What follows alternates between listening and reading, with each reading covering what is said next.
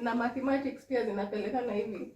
Juu sasa past nikidivide 36 by 4. Nakumbuka sometime back he tried to explain it and I was like, what the hell?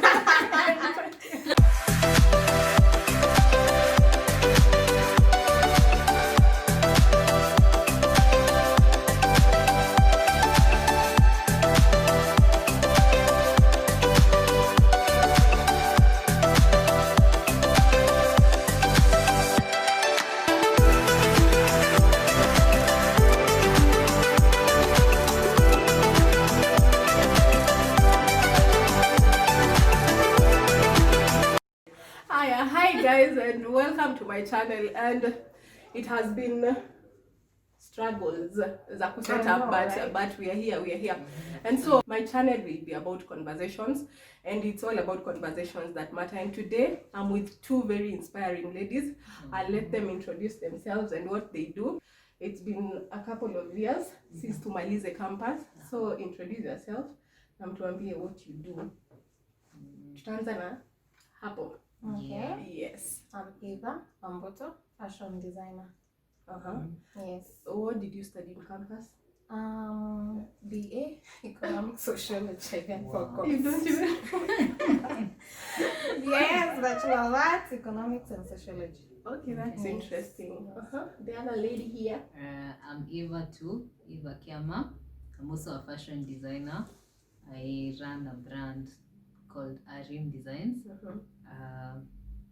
I did actuarial science in campus. Clearly, it's totally it's there and this is here, but so far so good. I used to think you'd turn out to be a politician or something. Sijui kitu kama hiyo.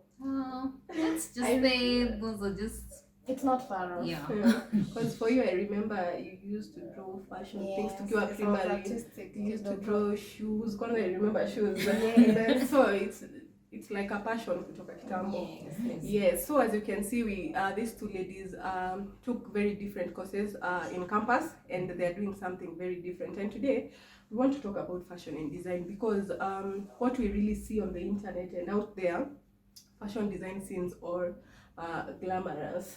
How much work do you put in it? As in how much work? Like, it's a lot of work. People talk about blood, sweat and tears. It's true. It's not a tale. It really is a lot of work. How long did it take for you to learn, to get the skills for this, given that you did not study it in campus? So that means ulisoma peke yako, ama did you go for an extra course? How did you go about it? For me, I taught myself. I learned through YouTube, through Pinterest. It's taken quite a while, because siwezi sema ati nimefika. Every day is a learning day, but I started learning in 2017. Yeah. Oh, 2017? Yeah, after campus. And you? But 2013. I was actually in second year. Yes, that's when I started basics. I used to draw. So I shopped around for somewhere to learn, and I ended up somewhere in a polytechnic from university. So you yes, like that was the only way I could afford basic training, because it's very expensive, and I only needed basic. So I went for like 2 months. I had my basics. Then from there, it's passion.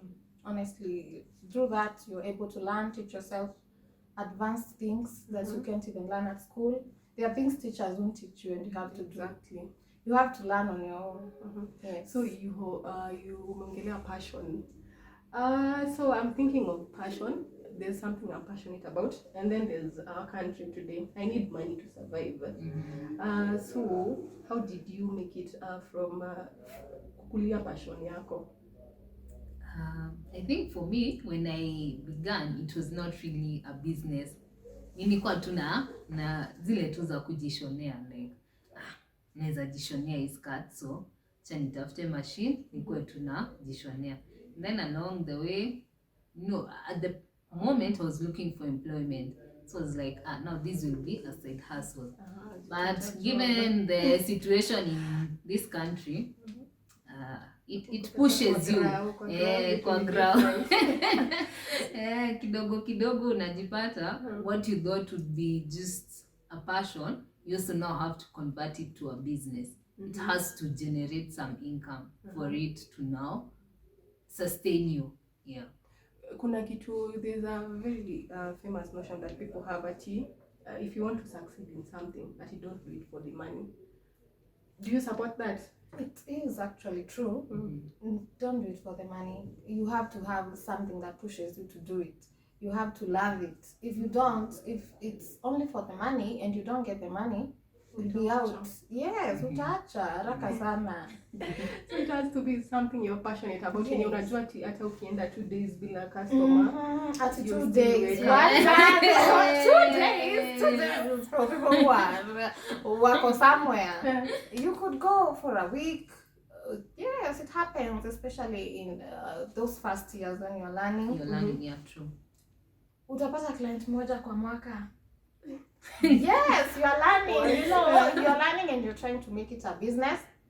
So people don't know you. There's no work of you that's out there that's going to sell you.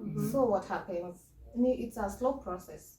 Yes. So people, at least you need to develop skill yako. Yes. Hata ukienda ukijiweka hapo nje, there's something.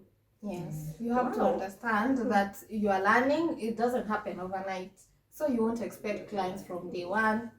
And you won't know it's a business from day one. Itakuwa kujifunza kwanza.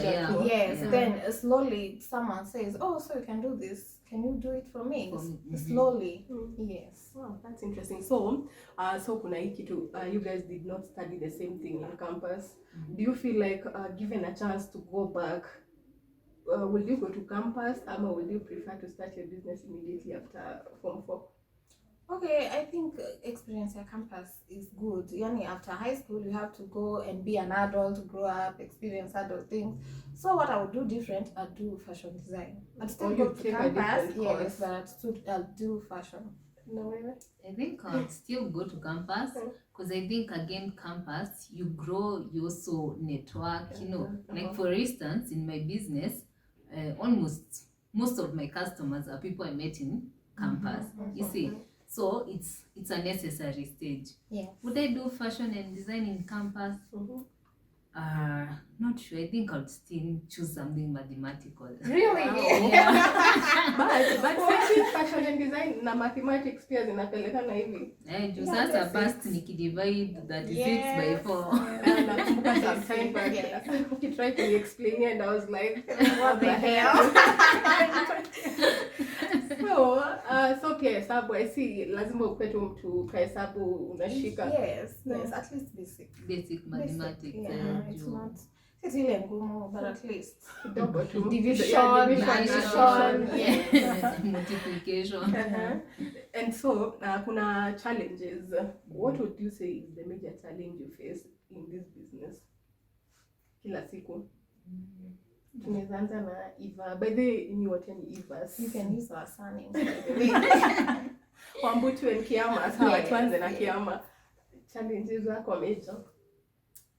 I think let's start with it's capital intensive. For you to succeed as a business, for you to say that si pesa na poesha, you get like si ati leo nimemake 100 kesho nitaitumia kutengeneza mengine, you get like there's no savings, so you need some capital as you start for you to consolidate ili uweze hata kubuy fabrics, kubuy what.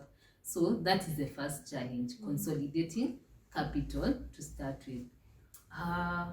The other one has to be customer satisfaction. Exactly.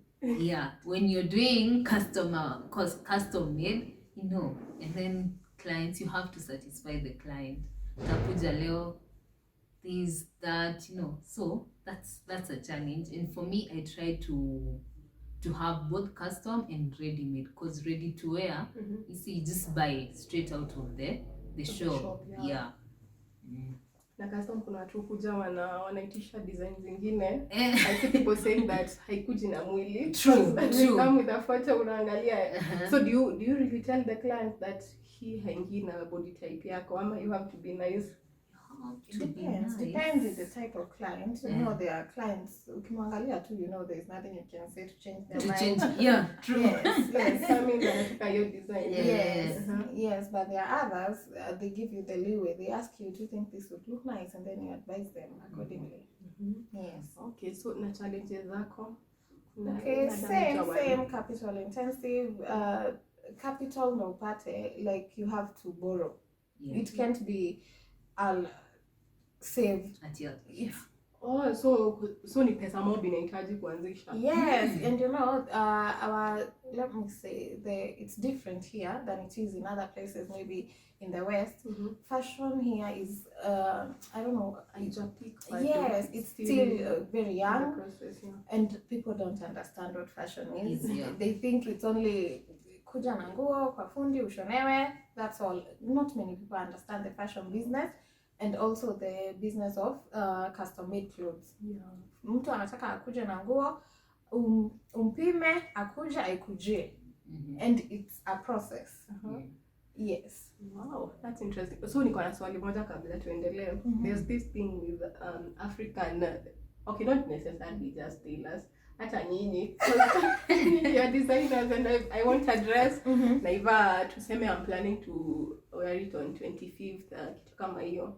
So I come here na unapata uko na pile kubwa. How do you handle such situations? Do you unarudisha customer ama unamwambia ukweli ama what? Because hiyo ni kitu imeharibu jina sana in our country today. So I want to know, kama YouTube people are like that. What can I say? Okay, jina imeharibiwa ni kweli. But now knowing that, coming with that notion, you have to work really hard, like put your schedule in order. Like finish what you are supposed to finish, so by the time someone else is coming, you're ready for them. I think that's what I do. Unaambiaga watu kweli? I think for me, I learned to work pia venye amesema with schedule. Ukikuja, I ask you, unataka ingo nini? So when you tell me the day, I'll either tell you, tutasongesha mbele kiasi ama I'll work my way around it to make sure hiyo siku ukikujia iko tayari.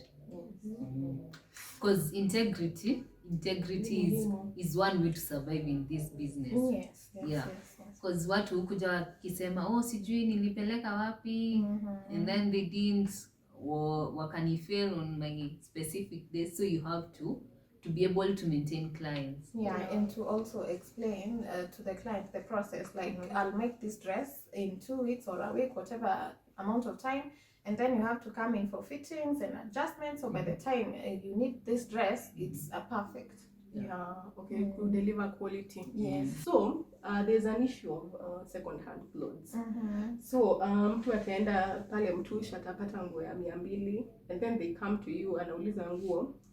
And for you consider different things, ndio and appear the quality. So hiyo challenge ya unamwambia bei ni 2K and then they're like actually it's not only second hand, let's say hizi new ones, they come at really cheap prices. And low quality. Utaambia mtu bei ya zile za naweza pata hii sijui naweza pata nguo na sijui pesa ngapi. So for me, one thing I've learned is just to explain to you, and sometimes they just let you go, like unaona yenyewe hakuna haja tusumbuane, si bright but pia you have to know your value. And it's not everyone. There are people who understand that custom-made clothes are expensive. It's not everyone. Actually, those are the few. Yes. Sasa the problem I think with these few people, I think wanakujanga wanaona ati hii dress ameenda kumenunua material na hii pesa. Ashaanza kukufanyia hesabu. They don't consider this is second hand, first of all. It has already been worn. We don't know the original price.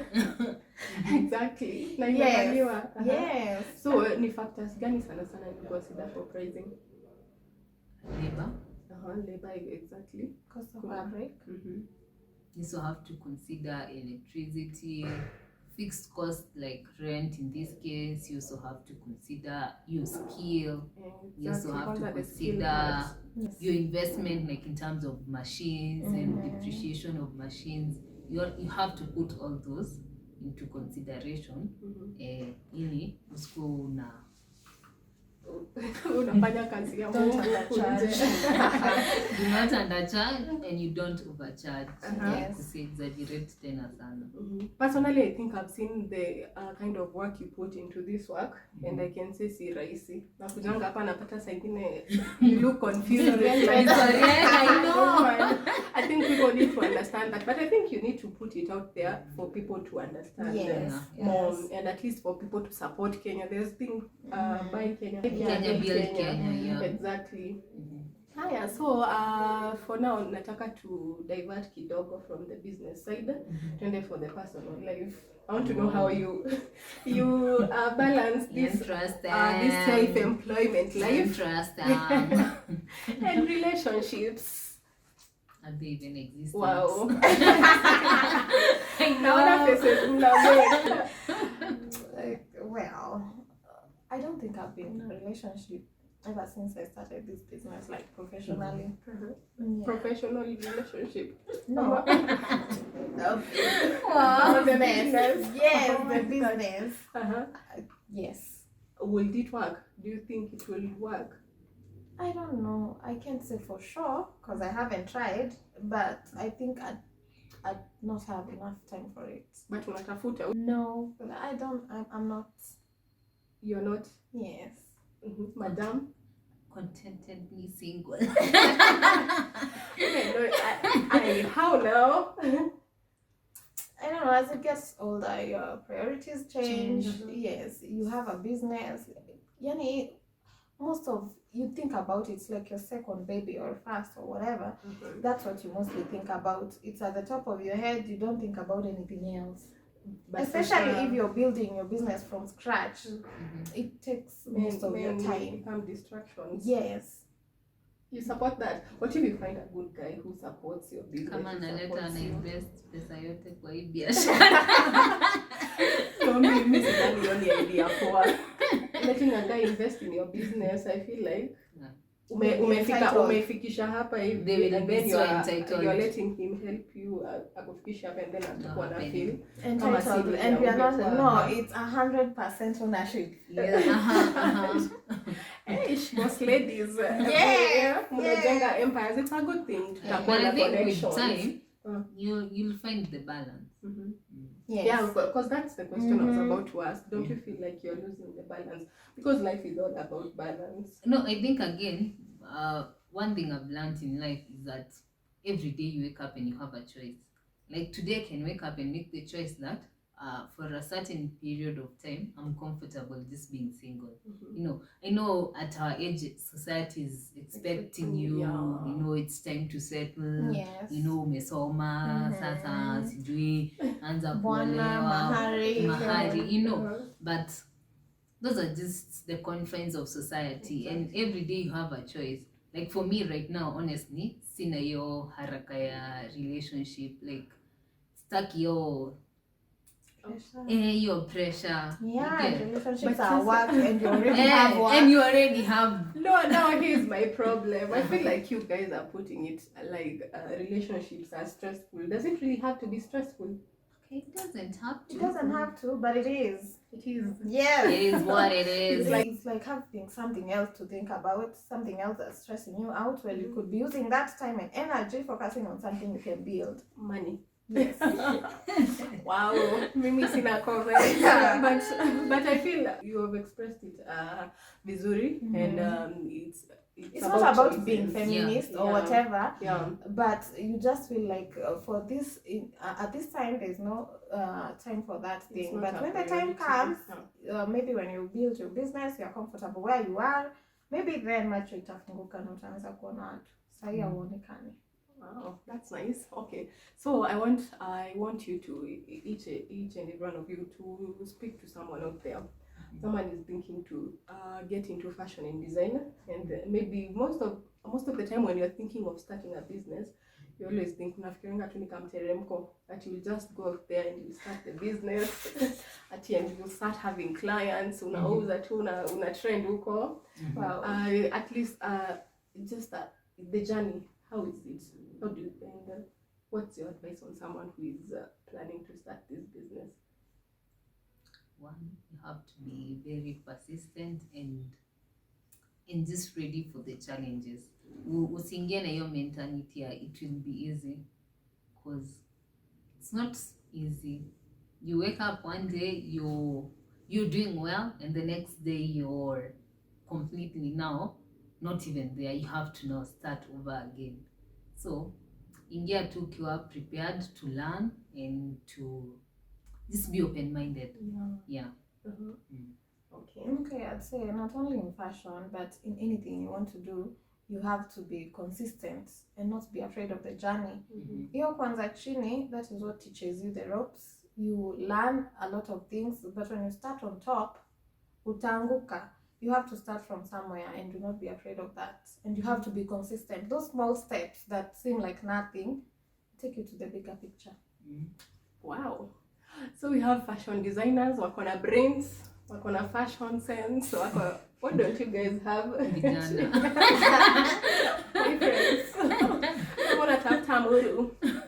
Wako hapa, but wamesema wataki mtu size. Anyway, try your luck, you never know. Yeah, they should also be building themselves. To patane at the top. Yeah. Yeah, so it has been a very interesting conversation with these two ladies. As you have seen, they are self-employed. I think we can comfortably call you guys entrepreneurs.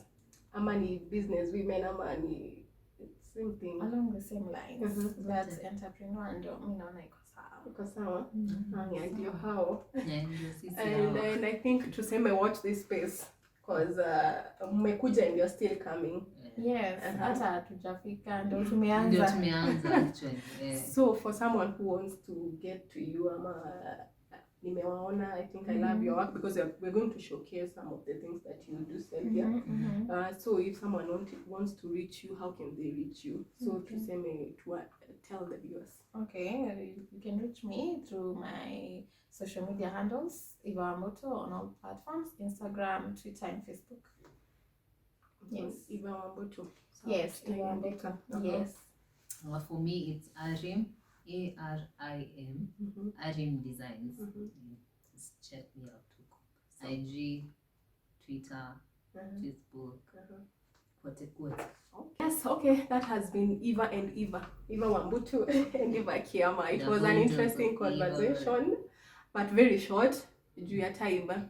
So tulikuwa tuna shoot at Eva's shop. Eva Kiama's shop. I'll use Kiama and Wambutu. We were shooting at Kiama's shop, and it has been a short but very interesting conversation. And so now just to remind you that we are a new channel, and we are all about conversations that matter. We will be holding conversations on business, lifestyle, family, and all that. And today it was about self-made people. They went to college for different courses, but here they never gave up after kukosa makazi and everything, and that is what most young people should emulate. And so next time we will be having a conversation on mental health, because I feel like we as young people are in a space that is very wanting in terms of mental health, and also how do drugs influence our mental health. So until next time, please like this video, share it, subscribe, and also turn on the notification bell to see this amazing content, because we hope to have a better society through conversation. So until next time, bye bye. Bye.